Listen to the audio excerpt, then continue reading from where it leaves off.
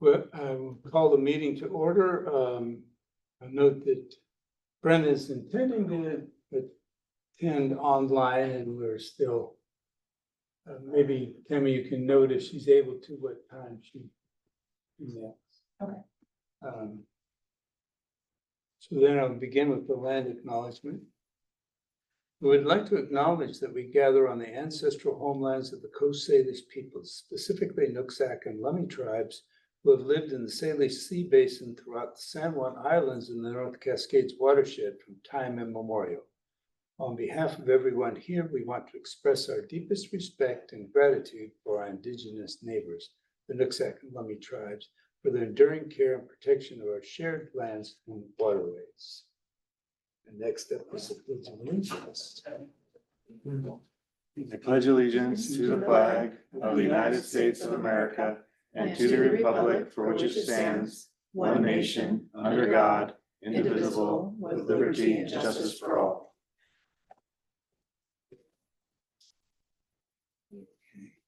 So next up is the approval agenda. Just any changes to the agenda is written. No changes. If no changes, I entertain a motion to approve the agenda. Motion to approve the agenda? Second. All those in favor? Aye. Aye, thank you.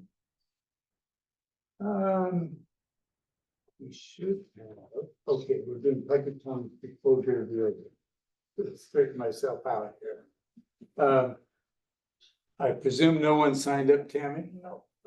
No other public type comments out of the remainder? Okay. So then we will continue on to good of the order. Yeah, I just have a few items. The first is Shannon Richardson, who is our operations director, but she also leads the child nutrition program.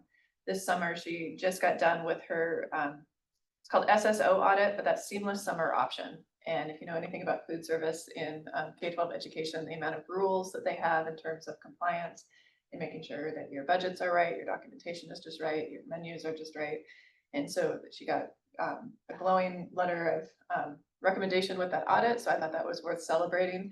You know, there was just one minor thing where we had to have something on our website that wasn't on our website. So that was an easy fix. So congratulations to Shannon and her team, because I know that's a lot of hard work. Our maintenance team is also working really hard this summer, and to kind of give them a little bit of a helping hand, we do have 3 events around the district where different parent-teacher organizations are helping to kind of spruce up events. So today here on the Deming campus, the high school ASB kids were busy kind of buzzing around they calling it their spruce up day.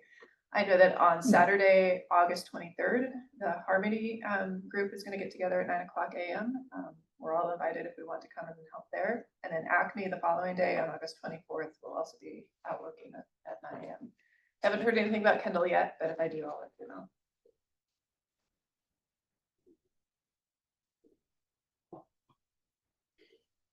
Okay. What are the times of those the Harmony and Acme? They both start at 9:00 in the morning, probably for a couple hours. You've got, gloves and any kind of tools that you want to come and just for basic weeding and just making the campus look good for the first day of school. And Brenna is trying to get in. She says she keeps getting an error message. She's tried different browsers and it keeps telling her waiting for the host to start the webinar. Maybe we try sending her the link again.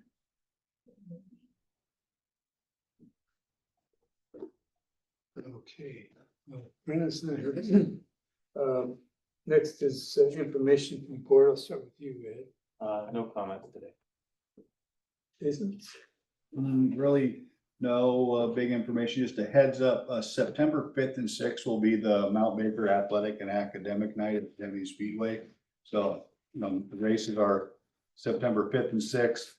September 6th, there'll be a breakfast in the morning served, and a lot of the sports coaches and some players help out with the serving the breakfast and all that. So that's a good thing. And then yesterday I went to the Linden Fair and hung out with a lot of the FFA kids, and they did good. There was, I think, 7 showing pigs and 2 goats and 2 cows, and then everybody was doing really well. So that was good. So yeah, so that's all I got. Jason, do you have information on the schedule for the 5th and 6th on the website? Yeah, it'll all be on it's all on the website, and I'll have at the next meeting, maybe I can get it to Jessica beforehand, more of a breakdown with, because I know Friday night is an auction. There's t-shirts, academic t-shirts will be for sale and a bunch of stuff. So I'll get a good breakdown for the next meeting on that. Well, thank you so much for your ongoing support. You've been doing that for a while, and that Yeah, it's going good. Good thing. makes a difference for us. Yeah. Thank you. It's good public relations too. Danielle, No comment tonight. so I did not write anything down today because I didn't have anything of that nature, but I did want to mention that there is the possibility of a voluntary dismissal of the Little Lily timber sale, which would get that appeal over and behind us. So if we get notification that that's Dismissal of the opposition. Huh? Dismissal of the opposition to this They have a sale, voluntary dismissal by the appellant. right, So, which means the sale would go through. Yeah. well, my sense, the sale will go through one way or the other. It's just the timing issue, Right. so that it's not some, another possible blocking of the sale. Because there's no injunction against at this point going ahead, it wouldn't change the schedule necessarily for purchaser, but not having an appeal is better than having an appeal. It's just one of those things, even if you think it's not gonna be successful, it's just better if it's not even there. So I just wanted to mention that. Next up is consent agenda. Entertain a motion to approve the consent agenda. Motion to approve the consent agenda. Second. All those in favor? Aye. Aye. So we've got, I said aye, and so Brenna's still trying to connect. So let's see, next is superintendent informational items. Start with. Well, before we get to I wanted to talk about the annual calendar, but before I do that, I just want to give a quick update on our federal grant situation. When we talked last time, all the districts across the country really had been told, don't expect some specific grant funding, or all of that was put on hold. And the local guidance was, go ahead and spend what you have because you don't know if any more is coming. And then about a week and a half ago, we found out all that grant money has been released. So we were now back on track. In the budget presentation that that Katana and I put together about a month ago, we said there was about $160,000 that those grants affected Mount Baker School District. Some districts were affected, millions of dollars more than we were. But one of the other kind of implications of this is that last spring in the budget process, the district knew that some of these grants would be reduced. And so one of the RIFs was for a family services coordinator up at Kendall. Because we have that grant money back now and we can count on it. We have recalled that individual and she'll be joining us again for this next school year. Knowing that position is grant funded, so it's, touch and go year to year, but she's greatly valued at Kendall and we're glad to have her back. Great. So. Do you know if, so prior to the 168,000 that we estimated, or that OSPI was estimating for us, in sort of the second round of federal cuts, there was thinking like a $87,000 figure prior to that. Do you know if that's still on? Or is it folded into the 160 something? I don't know. I'm not familiar with that dollar amount necessarily. If you could. Do you remember anything about what that was specific to? Okay, good question. So that would be information that came from OSPI.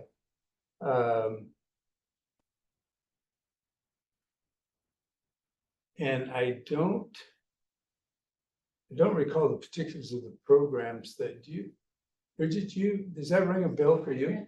I'm wondering if it's part of that migrant and TBIP funding.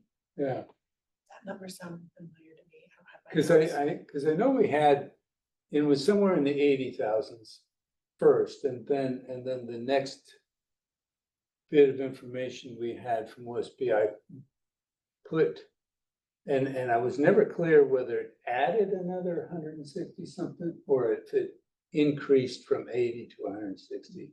So I think clarifying if there's anything still at this moment still left out there. If I had to guess, I would say that the 160,000 was in addition to any other cuts. Yeah, that- that's what I thought. That was my impression at the time. So the original one would still probably be in place. Except but that's part of the reason we're able to recall that employee because, Right, the yeah, difference. so I think we're getting that money back now.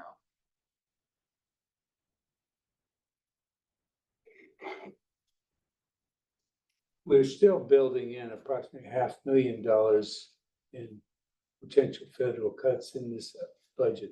Yeah, That it was figure already is still budgeted insane. low for those Nice. reasons. Diving into a cutscene vibe. Oh, sorry. That's a fun Danielle, glad to see you there. So, I mean Brenna, sorry. My name's Brenna. Brenna, yeah, sorry, Brenna. Says it I right got there. confused here. Just to catch up, did you have any information from board members? Let's see. So the North Fork is collecting donations for school supplies for the month of August, and I think we almost have like $300 so far. But there's like a QR code, and I think that we've posted about it on Facebook. So I don't know if you guys want to share it and try to get that out there. But it's for the junior high and the high school. I talked to Christina Ortiz, and that was kind of something we came up with to help the older students. So that's all. Well, thank you. Any other questions on the federal grant program? Okay, so next up. Yeah, so then the next piece is I've revised the school board annual calendar with some of the feedback that I received at the last meeting and then from some of you individually. One of the, I guess, more significant changes is there's a new section on this calendar as well as a new section in the agenda that I'm calling assurance of organizational performance. And so that's going to be a place where in the agendas, we will either talk about specific pieces of the strategic plan or have other reports that are related to how well the district is performing, how well kids are learning, how well operations are running. And so I also would like to next month in that section, in these meetings would be where we start talking about next step for that strategic plan work, deciding what do we want to keep, what do we want to revise, and what do we want that process to look like?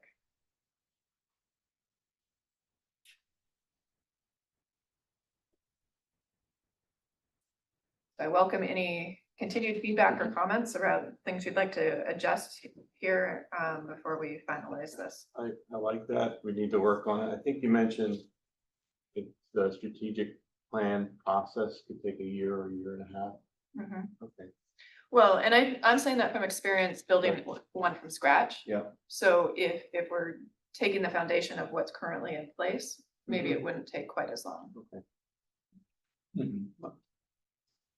I guess my thought is, if we're gonna do that, which I think we should, would we also want to take some time to, I think, well, we're working on a strategic plan, your superintendent plan then becomes basically our strategic plan. So it might be good to incorporate your entry plan as a substitute for a strategic plan so that we can review in this potentially up to a year and a half, worst case, Mhm. or hopefully less than that, and have something to review going on going basis. Build into our calendar. Otherwise, we're just gonna do it individually in Right. our weekly Right. updates, right? Okay. So, I don't know when else we would have a chance to do that. And we don't, let's see, we don't have it on the agenda for tonight, but we have been reviewing those superintendent evaluation models. And perhaps we can include discussion of that at our next meeting. And I think your comments are well made as far as, so what are those evaluation criteria for this first time period for the superintendent evaluation? But I think folding that particular part of it into looking at those models, because the models have, you can do two things, or you can combine them together. You can either say, okay, these are the three things that were our major goals for this period of time, and the evaluation will be based on that. Some of the other models, like Rochester, has a checklist for the whole rest of the duties. And so you could combine those. So, but that There's might be something we could. two things. There's a evaluation and then the actual entry plan, Right. which I guess could become part of an evaluation. But that, I see those as related, but Right. different. I agree that they're distinct. I mean, one is evaluating the performance of the superintendent, and the other is the superintendent's evaluation of, or presentation of the quality of the operations in the district, including academic performance, right? And those things are related, but I think they are distinct. And you did add at least the 2 dates when we typically do the midterm evaluation and then the end of year evaluation, right? So in January and in June, those are noted in the calendar. I mean, we had talked, I think, at a previous board meeting about relying on your entry plan as our sort of guideposts for what we're evaluating for, at least in the first chunk of time, because you sort of said this is what I want to do. So then we should be watching to see, so that we're all on the same page about what that evaluation would include. So it sounds like we're saying something similar, Ed. But I just want to clarify if that's what you meant. Sorry, could you go through that again about how we would keep tabs on the entry plan? I think the keeping tabs on the entry plan is our evaluation of superintendent, right? But the evaluating the overall sort of performance of the district, the health of the district, how are we doing academically, how are we doing operationally? Well, that reflects in a superintendent's evaluation. That might be something that we include in an evaluation in the future, right? In the superintendent evaluation in the future. I think they're two separate evaluations. Yep, I agree. I don't want to, in the strategic planning, we're going to be talking about developing a strategic plan, but I don't want to take a year and a half break from us actually going through the nuts and the bolts of How we're doing. I agree. Yeah. Yeah, and it sounds like what Jessica is saying by sort of including on the agendas, is that on this agenda?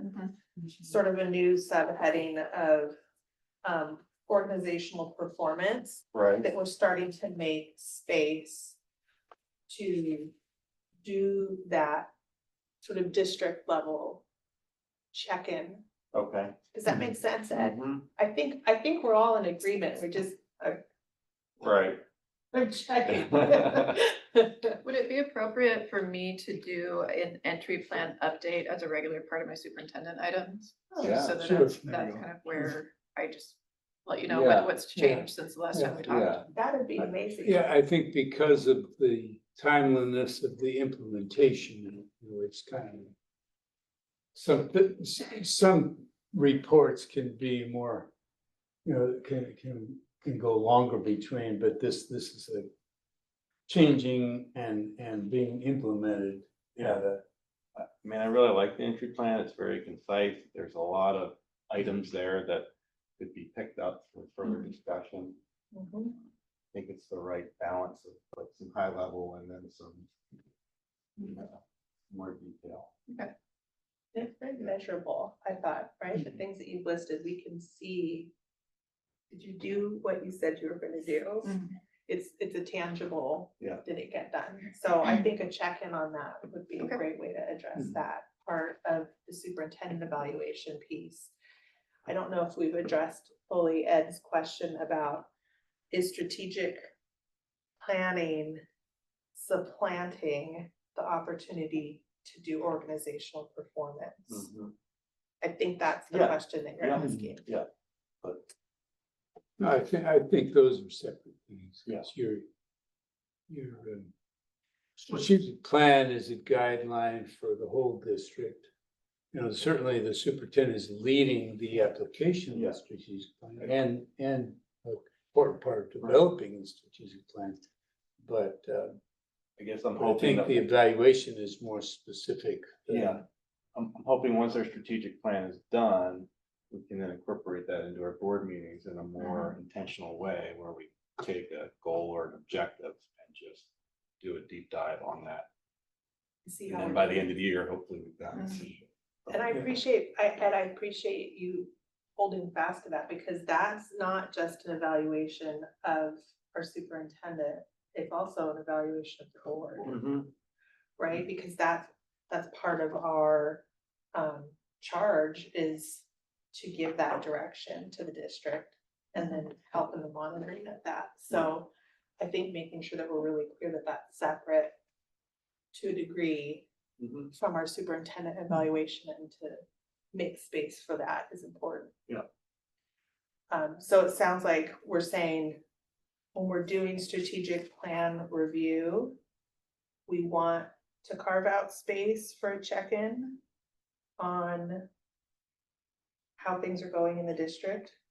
Yeah, but well, if we're getting an update on the entry plan, I think That kind of covers it for now. yeah, Okay, and then in the future, we can hone and refine Right. that. because the entry plan has all the elements of the strategic plan. Yes. Okay. Before we leave the subject, I really appreciate the 4 models of superintendent evaluation models that you provide us, because I think they really capture the range and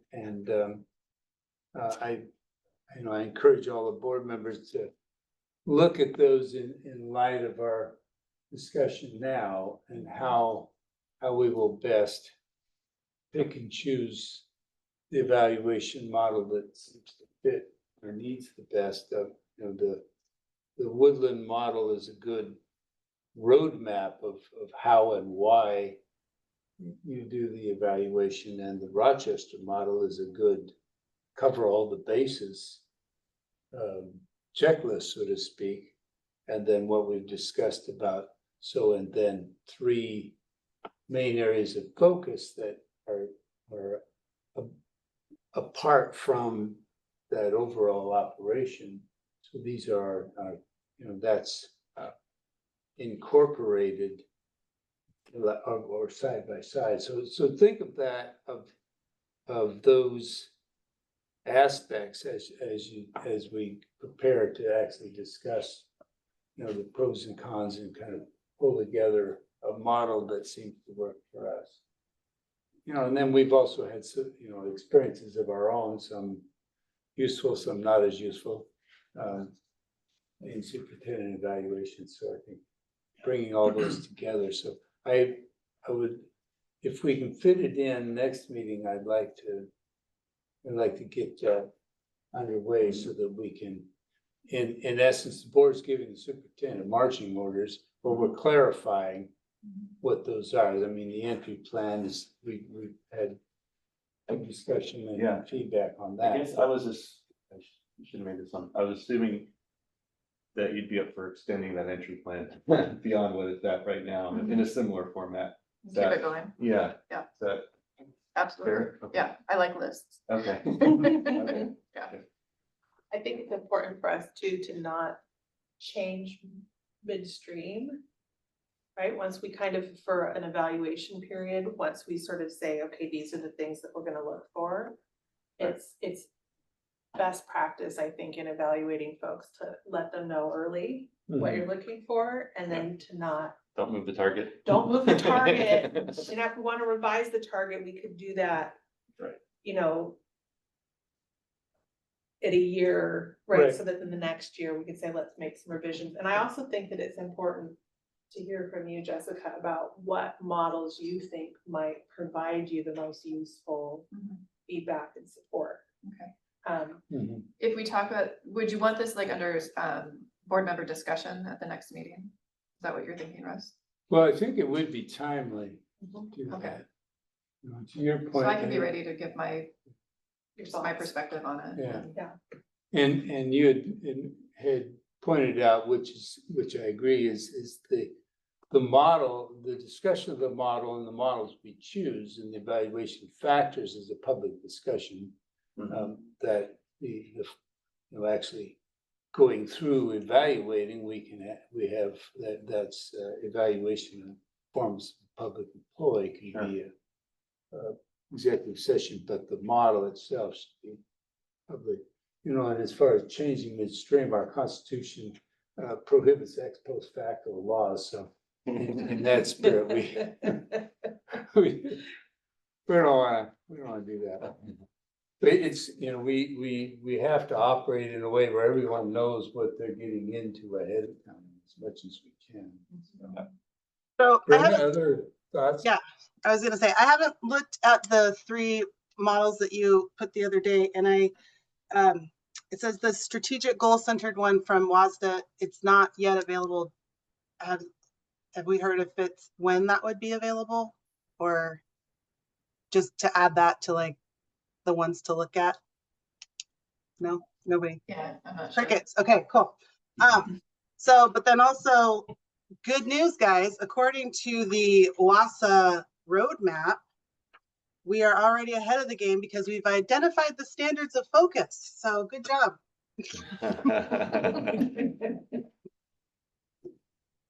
That's it. I just I have an idea of which one that I like.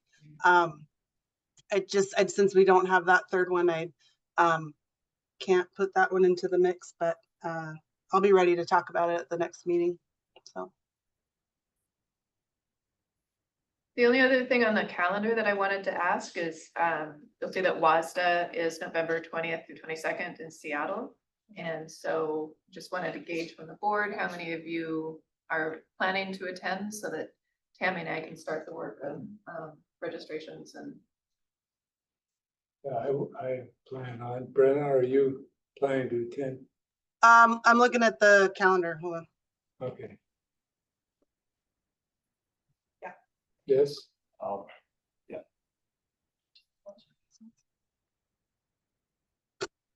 Yeah, I can go.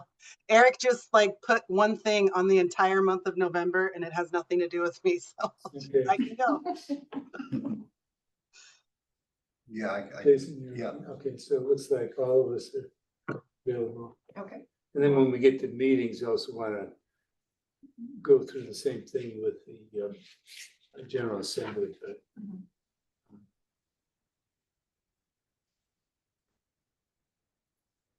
And right, I think this is, it's really, you know, it's a clear and straightforward format.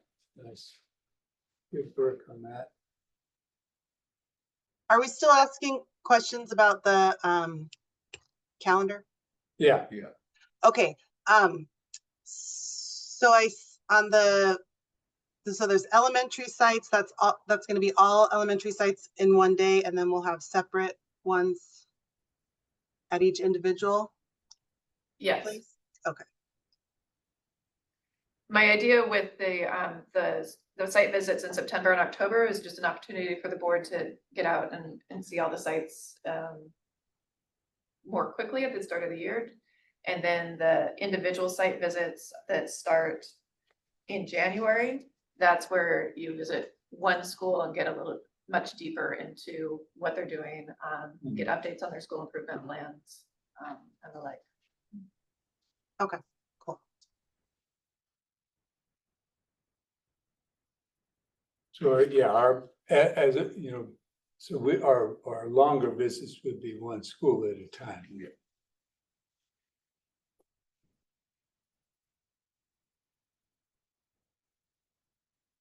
Any other questions, comments? I may have some conflicts in the fall on Fridays because I teach. Yeah. I may be able to adjust that, Okay. but just for the September and October. Okay. I'll have to play that by ear and see what I can do. Yeah. But the rest of the year, I'm wide open.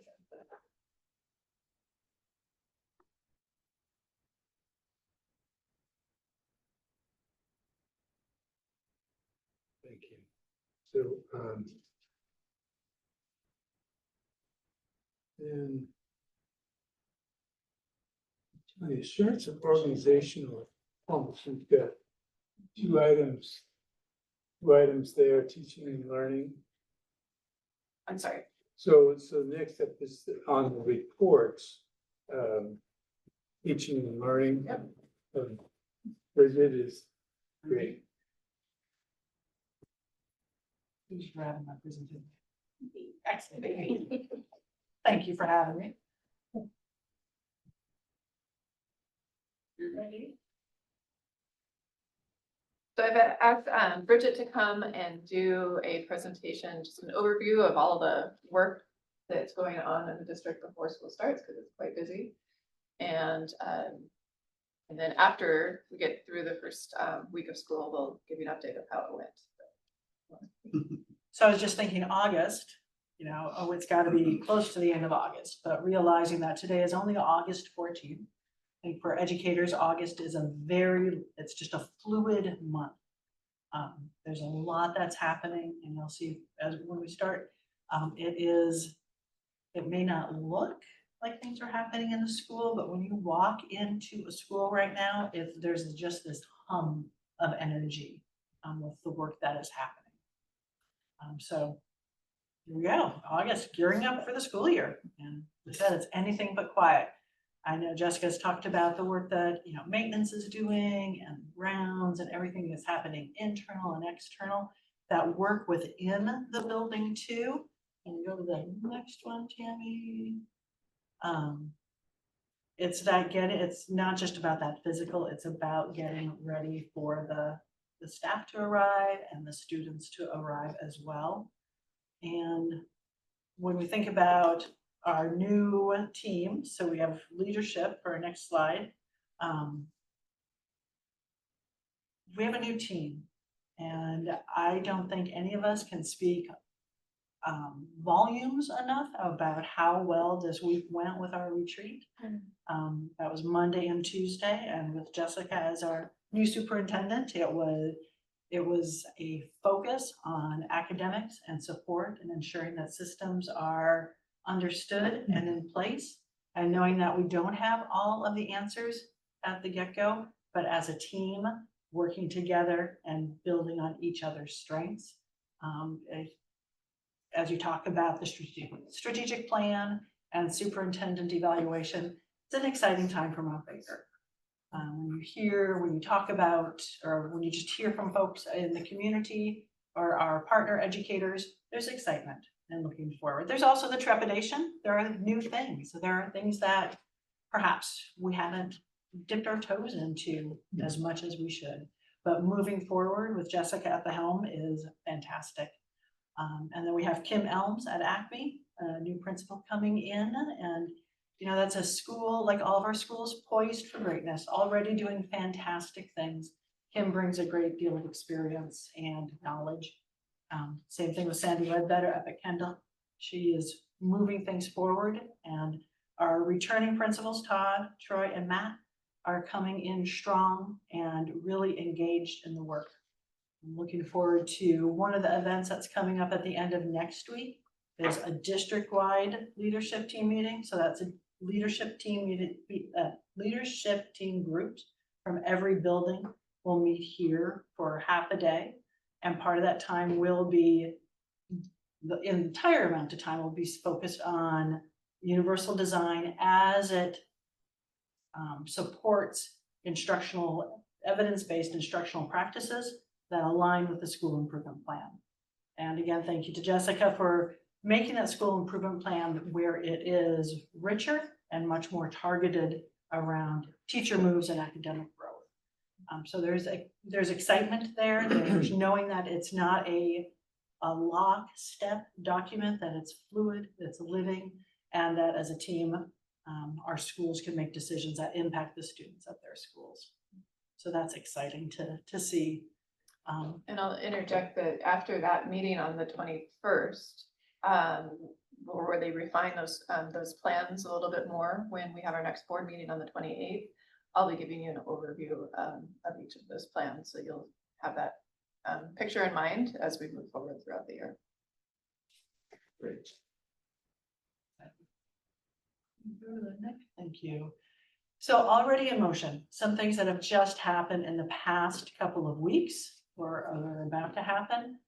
We did an attendance training with Whatcom County Juvenile Probation Team. So just ensuring that we have common understanding around the attendance laws, filing, and the support that's out there for schools. And so that was a great partnership. They came out here, shared information, and just healthy interaction, and a good team to be able to lean into. Same thing with the Whatcom County Sheriff's Department. They came also in, and they really do want to have more of a presence at the schools. And that could be having lunch with students, doing their paperwork in the schools, just having that presence and building that healthy relationship. So students have that foundational understanding that these are good people. Which Shetler is the? He didn't graduate from here. I think how Okay. they have, so you're thinking of like Clyde and Sally Shetler? Yeah, well, if This they're is like kids. this is a Cedar Woolley Shetler. Okay, yeah. I think their daughter went into some branch of law enforcement, Border Patrol, I believe. Is that Tiffany? Huh? Tiffany? Yeah. I think she was on patrol. So one of the Deputy Lebedov is a Mount Baker graduate. Oh, right. Our two new principals plus our admin intern, Rachel Alahi, are doing Marzano framework training. So they're going into their second day tomorrow of all day training. So an opportunity for them to learn about the framework, and it's a requirement from the state as well. And having Who else in the training? Sandy and Kim Okay. as new principals in our district Right. to the framework, and they're both from out of state. Right. There are many things that they're learning. Okay. And Ms. Salahi's taking the training too? She's an admin intern this year, Okay. so she'll still be teaching, but she's also gaining knowledge and learning and Okay. moving forward. Okay, great. Communities and schools. So we have a new program that is funded not by the district in support of, we're working together, but we'll have a communities and schools support person up at Kendall and one at the junior high. And so they have been hired through the communities and schools organization, and they will be focused at those schools. So be working with the schools on a needs assessment to determine where their focus will be. That could be from family engagement to an academic area, or maybe on behavior. It really is based on that team's needs assessment as to what they choose to support. But it'll be another adult who has an in-depth training, who has knowledge of that schools to support students. That's exciting. And we still have planned on the meeting on September 11th to have someone from community schools come and do a presentation to the board about that whole program. Then we have NCI training and recertification. So we have about 55 of our staff members that will be going through this training, and Ian Linterman leads it. And it is the Crisis Prevention Intervention Model. NCI stands for Crisis Intervention. And this is a training about how to support students in a time of need, and from the very basis of de-escalating to all the way to the end of the spectrum of if a student does become severely agitated, what are those supports? And so we have teachers who are being trained and are recertified in that content. We have a new assessment platform that our administrators were trained on the other day, and we'll be doing training on August 25th for all of our teachers. And that's iReady. And as you recall, last year, that was part of a year-long process of a team of educators researching, doing evaluations, and making a final recommendation. So there's excitement around that. It's a very robust platform. Our goal is to do the assessment correct and, in a sense, stay narrow on that. We want to make sure that that is moving forward before we get too far ahead of ourselves. And so you'll be able to see that academic data hopefully at the end of September, our first window of September. And then I already talked about our leadership team meeting. We had an admin retreat and 2 full days. And the second day, principals stayed for hours afterwards, just in that sense of supporting each other and talking in all a very positive way. That's exciting. And then we'll have the all district leadership team meeting next week. And so the next item is our back to school resource fair. So it's the first one that we're doing. And Tim, if you can go to the next slide as well. This is you've probably received a little postcard in the mail with this information on it. It's on the website, it's on the windows, it's out in the community. It's an opportunity to come together and just connect. Our schools will be there. There'll be raffles, there'll be at least 25 community partners that will be there, just to provide many things. I mean, it could be computers, it could be vaccinations or physicals or materials or the library. We really reached out to a wide range of community partners. Mount Baker Youth Athletics will be there. Granted, this has been in planning for about 6 months. So we've been sending out reminders to our partners as well. So we're excited for that to happen. So this is an invitation to all the families then? Yep, it went home to families as well in a mailing, as well as then we stuffed it into all the food that went out last week.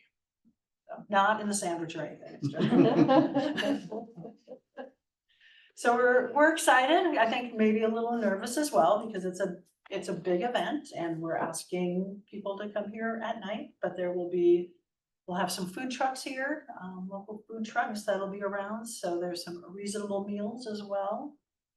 Our family service coordinators are definitely the heart behind this. So we're looking forward to celebrating this event of community coming together. And then we have our professional development on the 25th and 26th and the first day of school. So that's August. Coming up. Yeah, excited. And just a reminder, the board members usually attend the annual district back to school kickoff. So if we get that schedule, So that's on your calendar for okay. Monday, August I just 25th. have to read the fine print. We'll start at 8 o'clock at the auditorium at the high school. And Okay. that part will probably be 20-30 minutes tops. August 25th, okay. And I usually address the crowd there if I can think of something useful to say. Okay, we'll get together and we'll coordinate. Yeah, you can evaluate it. Yeah. She wants to see your write-up first. She wants to make sure it's concise. And there will be a clock. You were very concise last year. Yeah, Yeah, he did. well, I've always admired Abraham Lincoln, so I don't usually make it too long. For the back to school resource fair, I'm thinking I might try to go, or any other board members, just in case we had more than That is two. Friday, right? Yeah. Friday night, you'll be. You'll be raising, I'll be away. you'll be away. Okay. I'll try and go. It doesn't sound like they will have a need to announce that. Okay. On the part about the NCI training, Uh-huh. it just reminded me that I think within the past couple of years, we had a policy change with regards to Isolation staff's and restraint. ability to address physically restrained students, and I didn't know if you reviewed that. It might be worth. I haven't reviewed that one for Mount Baker yet, but I know Hmm. that's a model policy that districts have across the state to meet Okay. updated laws, but Okay. we can certainly check up on that. Yeah, just make sure you're happy with the Mhm. most recent changes.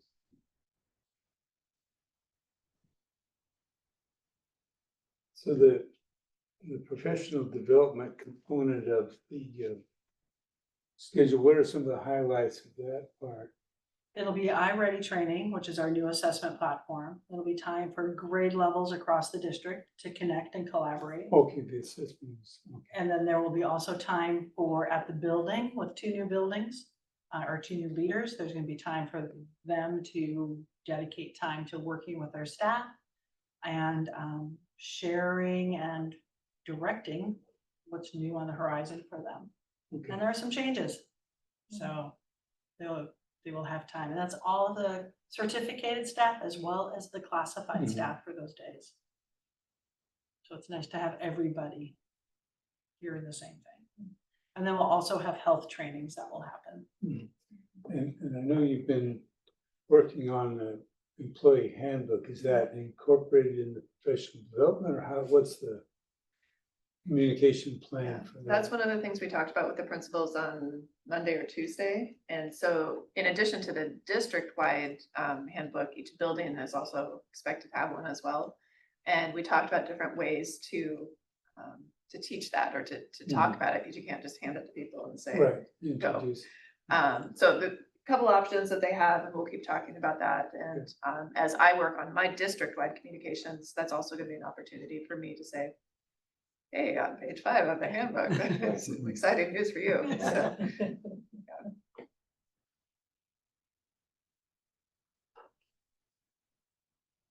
Any other questions? I see Brenna's up in the corner. Questions or comments, Brenna?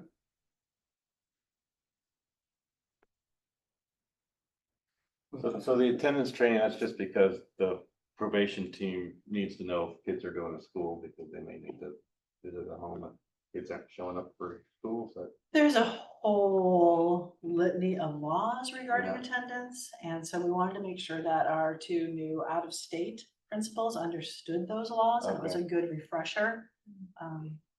And we just wanted to stay on top of it, so we know that we're reducing barriers and supporting students with Yeah. resources. My only comment was that I thought it was great to see the sheriff's collaboration. I mean, having a presence here would be nice. It's just to stop by and say hello or do some paperwork. It's always a good thing. Yeah, they were very excited to do that. a week ago Friday, I also went and met with our the sheriff at his office downtown, and just so I could introduce myself to him and he could get to know me a little bit. And that was I think a start of a really good partnership that way too. So, which was on my entry plan, so we can check Yep. that out. Yes. Well, thank you for your planning and enthusiasm. Both are vital elements. Thank you. And I appreciate hearing about the support for the incoming principals and knowing that they've got a team of folks around them thinking about how to help them transition into their new roles. So thank you. Yeah, thank you. Next up is finance. Yes. So Vivian is gonna come on up. Just see if you have any questions about the memo on the budget extension. You can see there's background information just on what a budget extension is, and then some of the specifics about the 3 funds that we'll need budget extensions for. And the following pages are the work that Hannah put together in terms of detailing what was budgeted and then what's the revised budget and the differences and the reasons for some of the changes. So So, questions on the budget? Any- Jason, No. Ed? Rena? So last time we met, you had gone through, or last time we got together, I guess, not a board meeting, gotten through pretty good run through of expenses, but revenue was coming. So this is combining the expense side and the revenue. And so if you could sort of in a broad sense, walk me through what the revenue, what your work on the revenue side did, because it changed the bottom line figure. And then also what sort of a sense of the confidence level in that new estimate for the ending fund balance. If that makes sense, if we could, because I think the way I had last left it and looked like, oh boy, because we were just the revenue side, I mean, just the expense side being greater, but the revenue side being greater too. So if kind of mesh those two. so, and you're right, that was when we had last spoken, that was where, Gatan had. Yeah, come to it was me kind, and I said, was kind of revenues left. are coming in a I lot was higher left than we worried thought. for a couple of weeks, We all so. were. Yeah. We all were. So, yeah, and Alina, our consultant, said, don't worry yet, we haven't done the expenditure side. So it was very reassuring to see that our our revenues had come in a lot higher than we thought they were going to. And part of that was enrollment was up a little bit more than originally budgeted. So that certainly increased revenue, and then safety net on top of that was quite a bit higher. Do you offhand have that, the general estimate of the safety net figure? I believe it was about 900,000. 900. So I think it was 600,000 more than we Yeah, expected. So that's thanks to Ian Yeah. in accomplishing that, making the case and the paperwork. That's significant. made a huge difference.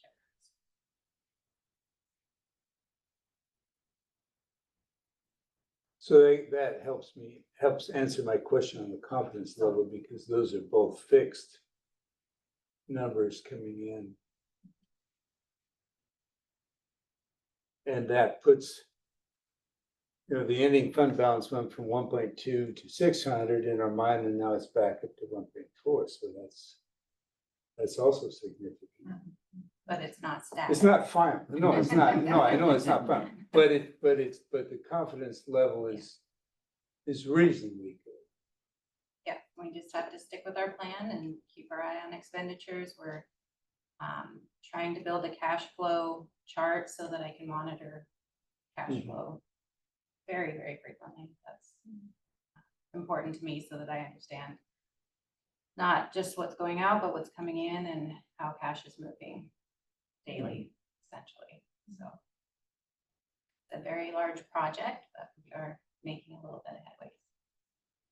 You did mention Lena's actually been able to spend more time here than we anticipated, which I think is very useful. Yeah, she's here a couple days a week, so we Good. are putting in the time for sure. And I'm grateful. I think we're both learning a lot from her. Yeah, I think that level of support is very valuable for us.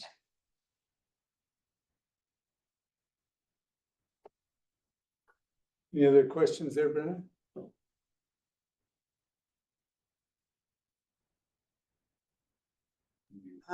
The only, and I was gonna email you guys about this, so I do not expect an answer, or maybe you do know this, but the hiring of the 3 teachers for the K-3 class sizes,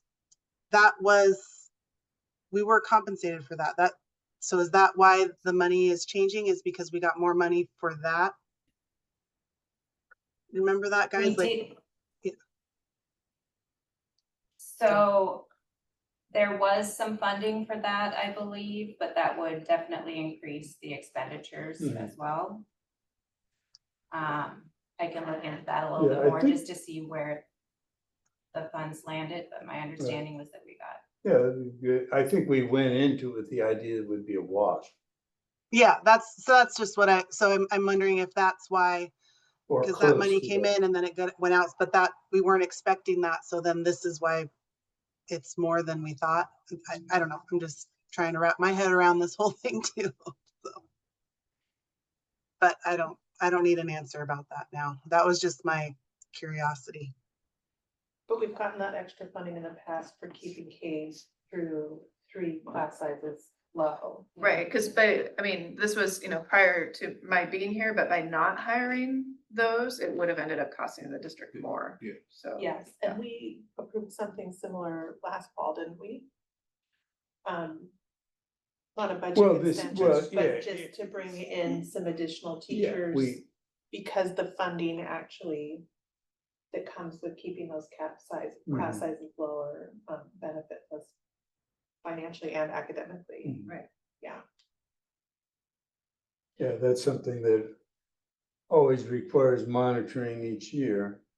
Is that the class size numbers and make sure that you're not leaving potential state assistance On the table. on the table and also lowering your class size at the same time, but that's just ongoing monitoring. But I think, if we can get reasonably close to a wash, we're doing well with that. Yeah, it's definitely a moving target, just in terms of, what's actually gonna come out, but I feel confident we'll be above that 600,000 to meet binding conditions, so that's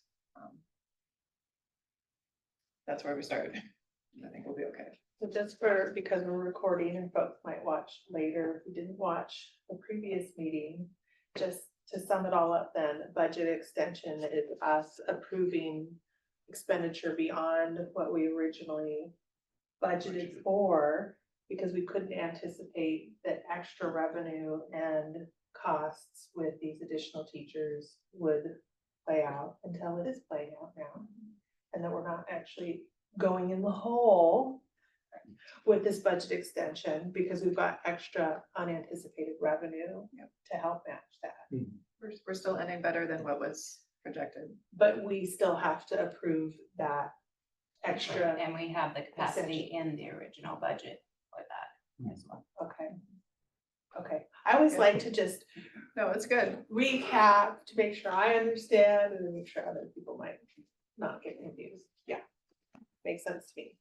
They got a kick out of the $200 extension for debt service money. I got pulled $200 out of my wallet and put it there. It's really $86, but the way you have to request it is you don't account for what has already been spent, so. Yeah, So for the next board meeting, you'll see the official resolution and we'll do the hearing and the passage of it. oh, so we don't have the resolution tonight, okay. Not tonight. Any questions on the budget extension? I know we've all had a chance to look at those figures in the meeting materials. So. Thank you. Thank you. Anything else? Good, thank you. Thank you. So next up is policy review, and to put this in context, first of all, these, and you can explain this better than I can, but in preparation for the employee handbook, Jessica looked at pertinent policies that come into play with that. And so if you put it in that context, and then also with the time factor of when all of this needs to come together for. Right. So yes, all of these policies are policies, at least in my previous district, we typically put into our staff handbook. Not to say that staff aren't responsible for following other policies as well, but quite often when there might have been questions about staff conduct or questions about interactions with students, these were policies that at the district level we routinely came back to with staff, just saying, reminders about this is what the policy is, or if there's questions about what they should be doing around interactions with students or other staff or even their contracts, we knew that it was important to remind people what policy is. It's hard to keep all of that top of mind and to follow that accurately. So as I was looking, Tammy worked really hard on this as well, where we looked at what those policies were in that list, and then we looked at what Mount Baker's policies were and whether or not they were up to date according to WASDA's model policies. And so what you have here, and this is definitely a longer list of policies than I would ever want to bring to you all at once again in the future, but we're trying to get caught up, because what I'd like to do is have these policies updated in the staff handbook that we give to everybody at the end of this month. And so kind of two different routes here. If there are things that we want to just keep as first reading today and have a little bit more time to think about it, we absolutely can. If there's anything here, because there's some that don't have as many changes as others, if we want to just do first and final today, that would work as well. If anything doesn't get passed tonight, it doesn't get passed until the 28th, which is clearly past when we would be giving the handbook to staff, I'll put the current policy in the handbook, probably with an asterisk, just saying, pending, there will be updates on this policy after August 28th. And so we can, because it's all digital, we can easily make those shifts and those changes. Which is a way of saying if we find the updates acceptable, it would be beneficial to approve them now rather than having a two-step. So that's the context that I wanted to put the discussion in. And then we go through each, the policies one by one as normal here. So we'll start with Mount Baker. Trying to think here. Yeah, I guess so we'll go through each one, and then if we're ready to approve it, then we'll have an action or a vote on each one that we're ready to, unless we table it, unless we choose to table it. So I'll start with Mount Baker policy 3421, which is child abuse, neglect, and exploitation. Okay.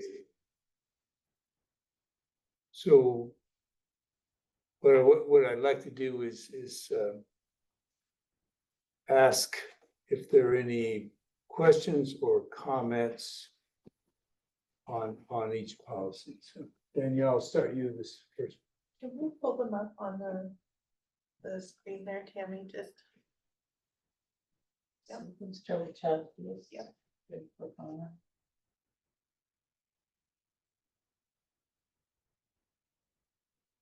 My understanding of the majority of the changes here have to do with, there's a RCW change that pertains to this. And for the most part, it's wording. I know Brenna had a question around the word, like at the beginning, the word exploitation is included, and then it's not included down below. I double checked a couple of different school districts that have the same updated policy, and I think it's just, I don't know if that was a oversight on WASDA's part or whatnot, but there was at least consistency in that, having that word there at the beginning, but not later on. Yeah, well, because now I look at the heading and exploitation is out of it. The only place it's in there is in that first paragraph. So Yeah. That's where I was just confused by that. But other than that, I didn't see anything else that I had a question So about. were you suggesting putting the word exploitation back in? Is that what your comment is?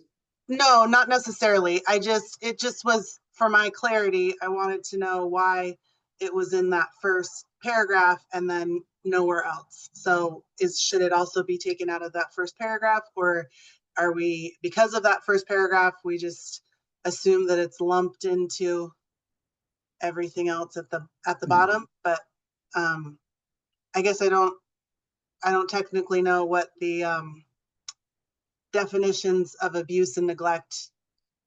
Maybe they Well, now if you include read exploitation. that first sentence there, it's a subset of abuse and neglect. So Right. it's including exploitation. Okay. So that's how it covers it. And under B, with the kind of the definitions there, the word exploitation does get put back in, defining sexual abuse or sexual exploitation. Okay. Yeah, that's fine. I just. Person? Good. Ed?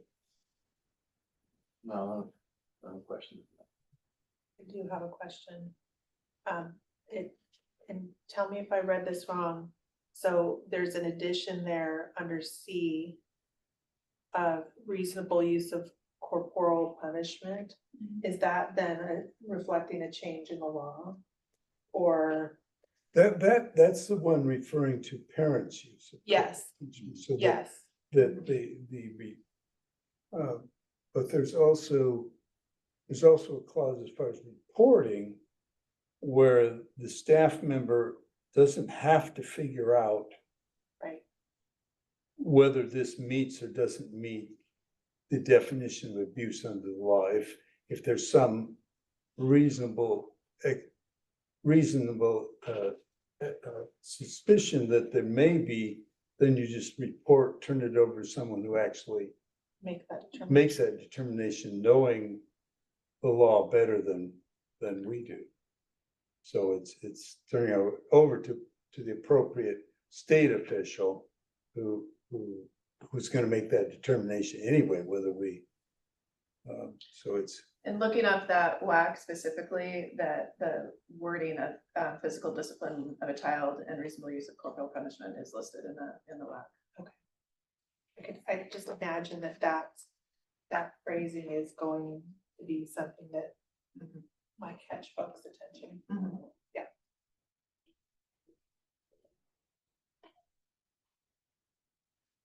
Any other questions, comments? My sense is that this one was ready for first and final reading then? Yeah. If so, I entertain a motion to approve policy 3421 for first and final reading. You do it, Danielle. I don't have it written down in front of me. All right. Mount Baker policy 3421, first and final reading. Second. All those in favor? Aye. Thank you. So next up is Mount Baker policy 5010, non-discrimination and affirmative action. So this also is most updated policy that comes from there's an updated WAC that's there. And one of the things I noticed though in our policy compared to, again, I looked up several different districts, on page 5 of 6, where it says the superintendent will serve as the compliance officer, and then there's the names listed. I didn't see that other districts were putting that into the actual policy, because when you first saw this, Nick's name was still on there. And so when we have staffing changes or whatnot, that doesn't necessarily change the policy. And I'm going to be having Bridget actually be the Title IX coordinator for our district, so that I'm still able to be the decider and hear appeals about it, just so there's a little bit of separation. And that it's not just one person making all of those, investigations and determinations. So what districts do not, or that you were reading, do not include the names? Mm-hmm. It was the model policy, and then it was also, I checked Othello and I checked Nooksack Valley. And none of them had the names? Mm-hmm.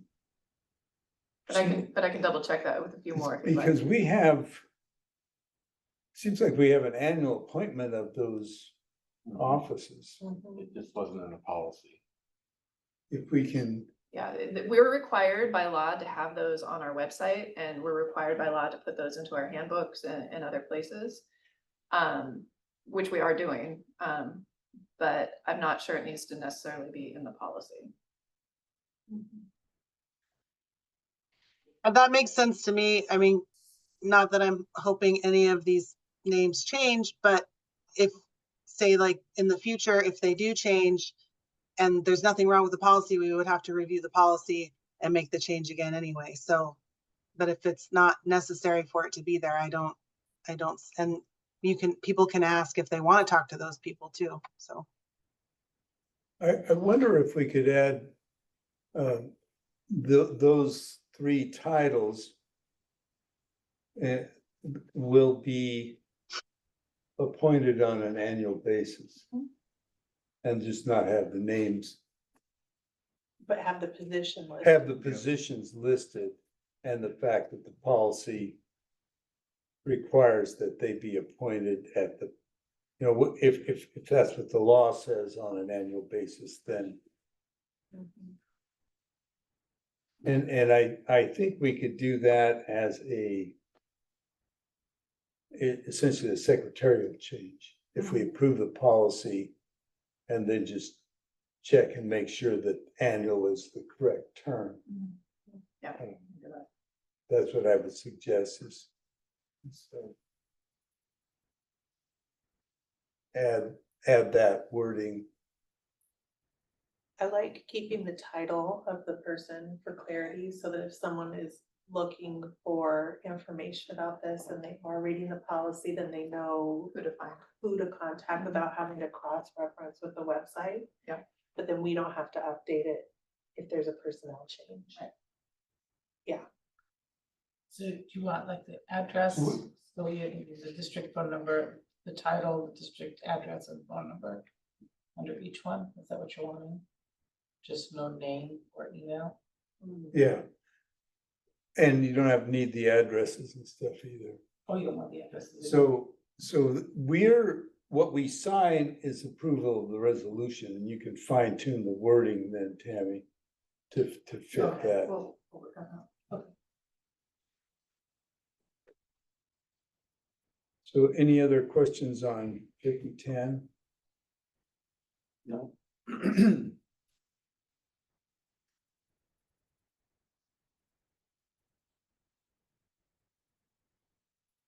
If not, I would recommend a motion to approve policy 5010 for first and final reading. Motion for policy 5010, first and final. Second, All those in favor? aye. Aye, thank you. So next up is, and I will note that the procedures were included. We don't Just for your approve information, the, so. procedures, but they were included in the board documents. Mount Baker policy 5011 on sexual harassment of district staff prohibited. This again is just some very minor language changes, just to be in line with our legal references. And there was the one thing on Tammy, you go back up a little bit. Okay, right there. I'll play David Smith's role here from years ago. Under federal, so kind of below all the blue there, there's a may. Under federal and state law, the term sexual harassment may, this should be include instead of includes. Oh, the S is red, so the S is coming off. It's already red. It's been struck out. You just. Oh, can't- is it struck Yeah. out? Yeah, it's hard Yeah. to see. Oh. My eyesight. I'm sorry. One step ahead of you. Yeah, okay. Any questions, comments? No. If not, I entertain a motion to approve Mount Baker policy 5011 for first and final reading. Mount Baker policy 5011, first and final. Second. All those in favor? Aye. Aye. Thank you. Okay, next is Mount Baker policy 50/50 contracts. Again, this is including more specific language to RCWs and ensuring that we're in line with what those laws say, like, for example, principal contracts, there's clear laws that we follow around principal contracts and the number of years they have. In those, I'm not clear why educators were struck out, but that was as assuming that just those were not part of the RCW update.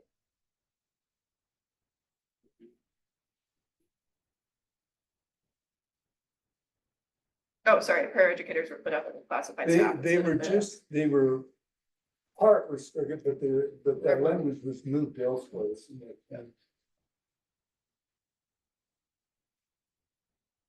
But the requirements were essentially the same, there's educational or testing requirements to qualify as a paraeducator. Any questions, comments on policy 50/11? Or no, 50/50, I'm backwards.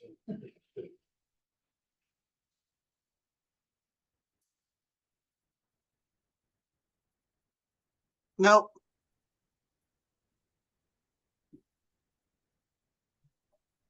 I think other than the superintendent, principals are the only ones eligible for more than 1 year contract. We're not required to use it. But we have that option. So, no further questions. I entertain a motion to approve Mount Baker policy 50/50 contracts for first and final reading. Mount Baker policy 50/50, first and final. Second. All those in favor? Aye. Aye, thank you. Kept me hanging there. Sorry. Okay, next is Mount Baker policy 52/53, maintaining professional staff student boundaries. And I see this has been updated for changes in technology and some other issues that have come in more recent years. So if you can give some background on this. I think just in my experience in education over the last 20-some years, this is where the technology piece is where we've had some of the more interesting conflicts in terms of people thinking communication with students was fine, or it was just a a friendly friend request, and it turned into the parents feeling like, oh, I'm not sure that I'm comfortable with that, or different conflicts that way. I did appreciate Brenna's question. She had emailed me yesterday. I don't know. Do you want me to describe that, Brenna, or would you like to? Go for it. Just the idea that in a small community like this, where so many people are either related to each other or close family friends, is how reasonable is a policy like this. And I would say that keeping our staff safe is still, like, there's no differentiation in the policy between large districts and small districts, and the law is applied equally to everybody regardless of where they're living.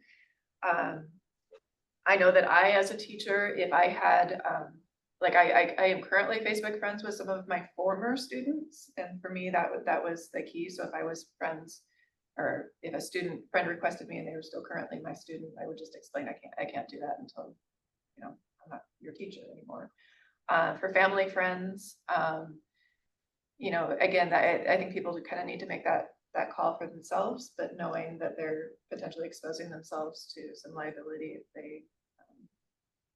if they go that route. It's an interesting world that we're living in that way, but I would highly encourage all staff to be very judicious in making decisions about the contact they have with students on social media. Yeah, that totally makes sense. I mean, I personally wouldn't do it either. So, but and then, yeah, it's not like if something happens, then we have this as on our side to say, well, this, you knew that the policy states, and that sort of would protect the district. So, Well, I and mean- the other thing is the district is not actively monitoring right. anybody's social media accounts. We don't have the time or the capacity to do that. So compliance is really part of, professional conduct, and, potential concerns would be addressed on a complaint-based basis. Yeah.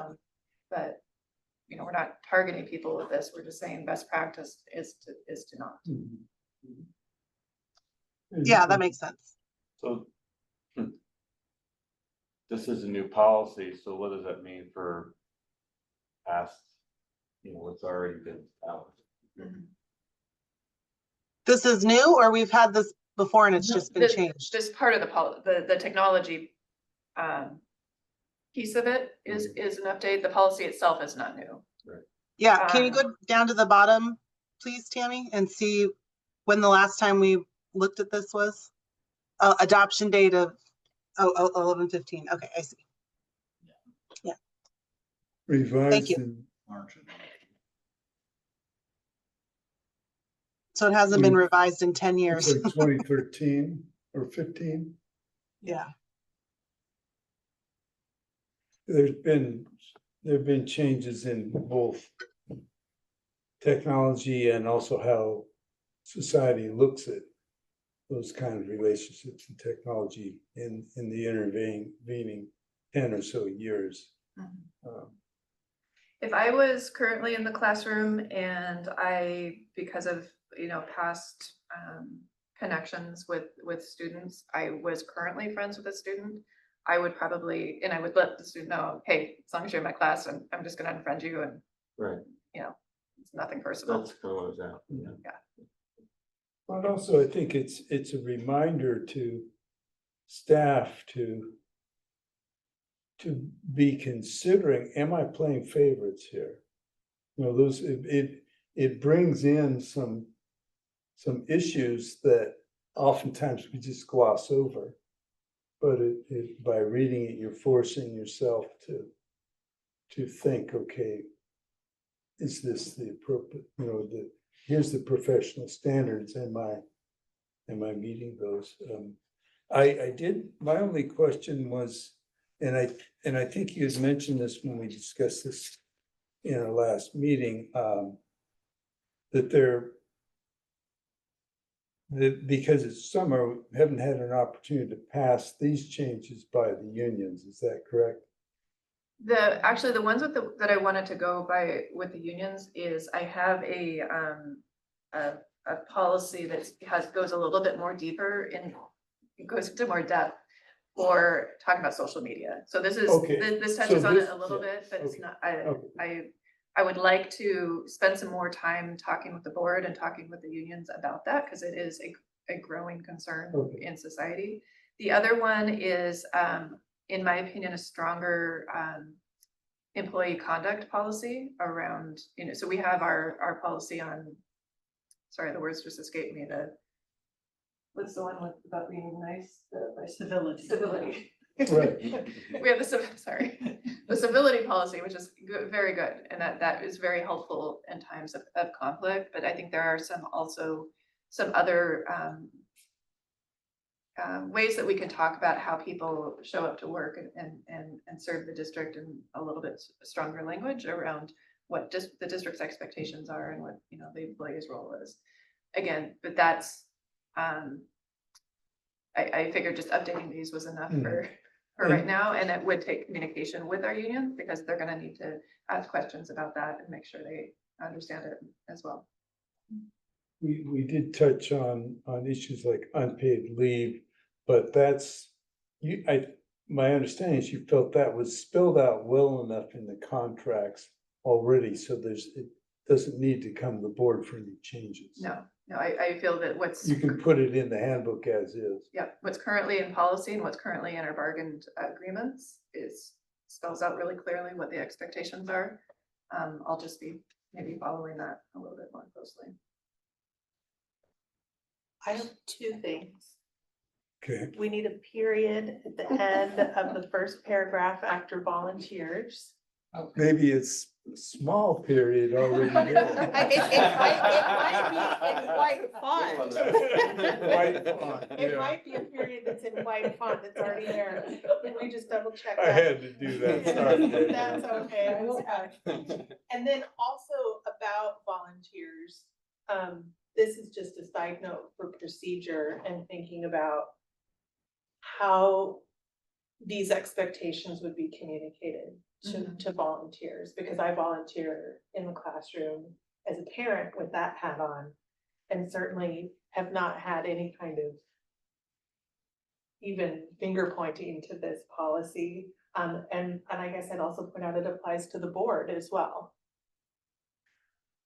We're volunteers within this, or we're not exactly staff, but we volunteer in the district, so it seems that we are also implied in. Yeah, In well, this, it staff also being includes balanced. volunteers. Yeah, Leading that's by what I'm saying. example, hopefully. But no, but so what I'm saying is a nudge for a procedure that figures out how to make sure volunteers get pointed to this information when they maybe do their background check or, Mhm. Maybe added to our volunteer package. yeah, it may, or maybe it's already there and I just wasn't noticing that 5 years ago when I last looked at that. So that's just, those are my 2 points.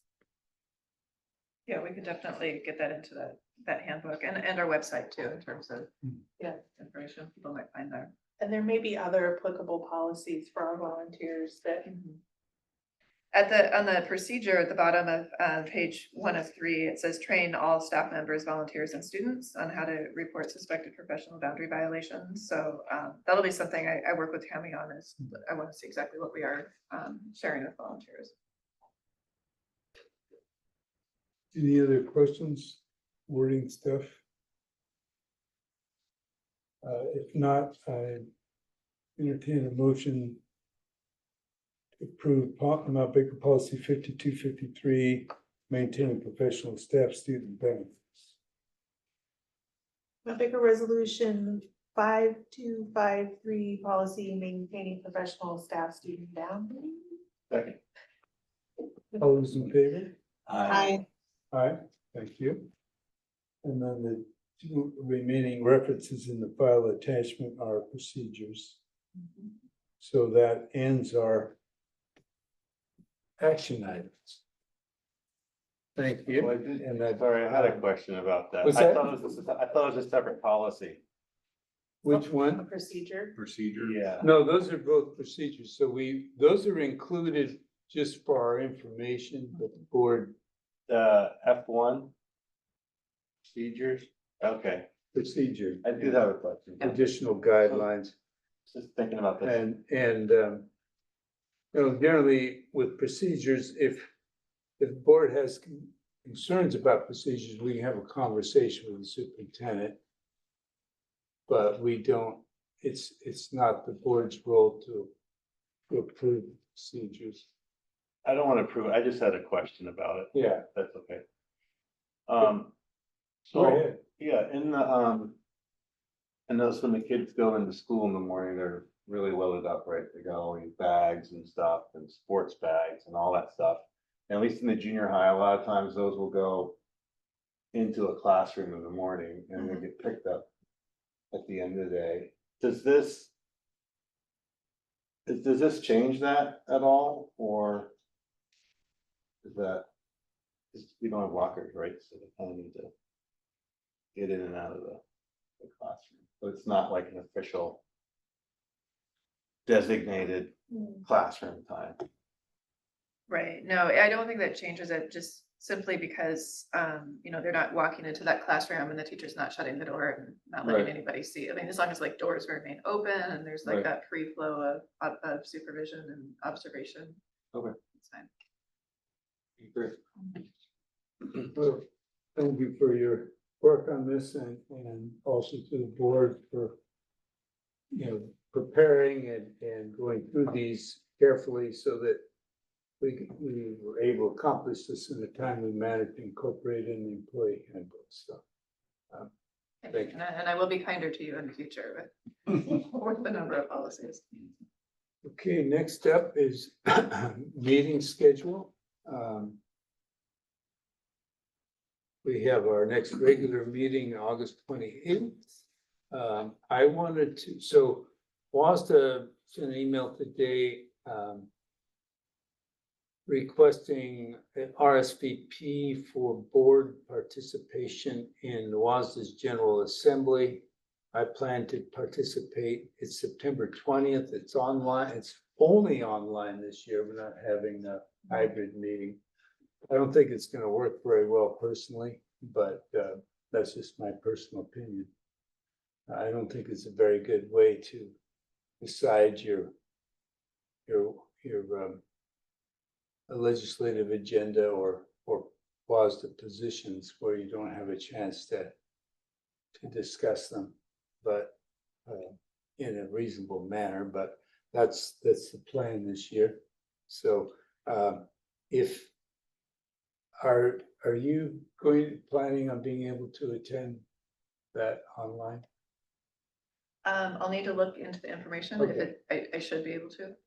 Okay, and then anyone else interested? I might. What I'll do is if you're interested in the RSVP, I will, if they have a place to include others' names, I will. Oh, I'm sorry, it's September 20th? September 20th. I'm gonna be at the Apple Cup. Huh? I'm gonna be at the Apple Cup. Oh, Apple Cup. So, Well, it's online. yeah, that sounds like a good time. Wow. Just make sure you mute your laptop. Exactly. Oh, dear. And wear earplugs and not watch the Apple Cup, and you'll be Is it fine. typically in the evening or midday? I can't It's remember. an all-day thing. It used to be a 2-day thing when we met in person because it takes longer to have actual democracy. Just my editorial opinion. Okay. But they, by doing it online, you can shorten it. Okay. So I think this should be one day. We got it done in one day last time, hybrid. So anyone else? I'll have to check a couple things. What's that? I'll have to check a couple things. Okay.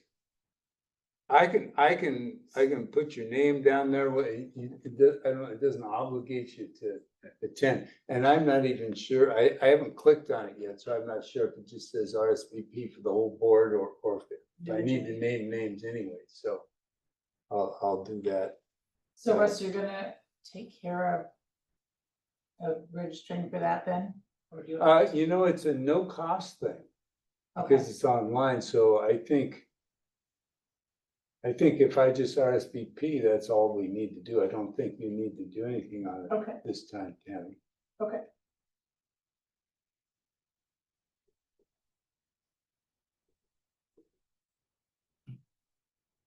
Okay, good.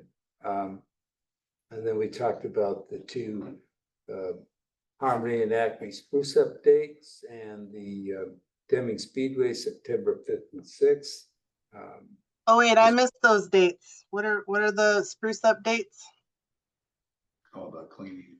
Harmony is August 23rd at 9 o'clock in the morning. And Acme will be August 24th at 9 o'clock in the morning. 24. And when's your event, Jason? September 5th and 6th. Oh, okay. I'll probably hear about that again. So, okay. Cool. And the schedule for that would be on the Speedway website. Thanks for that, Russ. And we need to if more than 3 of us are going to be there, we need to let Tammy know by when. A week before.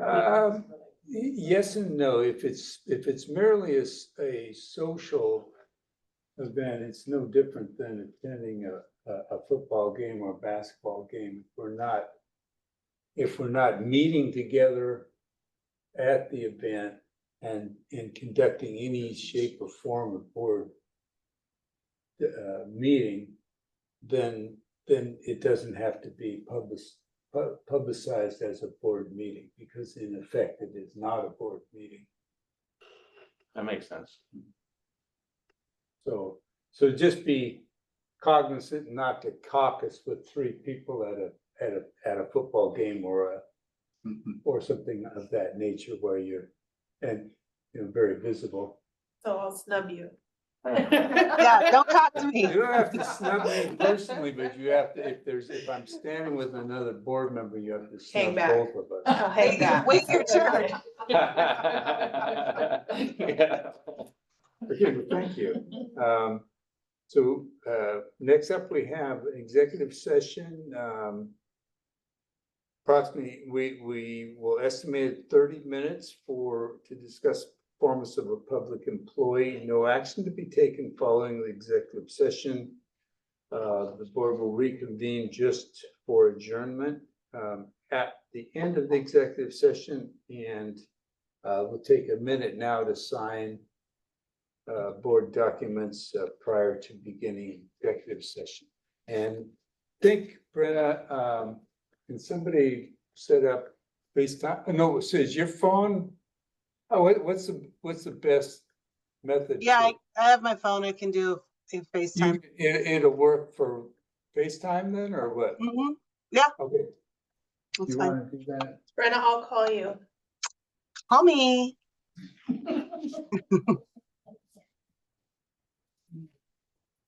Perfect. I need 5 minutes though. Well, we're gonna take 5 minutes to sign, so. Are we adjourned? We're not adjourned, we're just adjourning to executive You session. can end the call though, and we'll call you back Perfect. on the phone. Okay, goodbye. Yeah.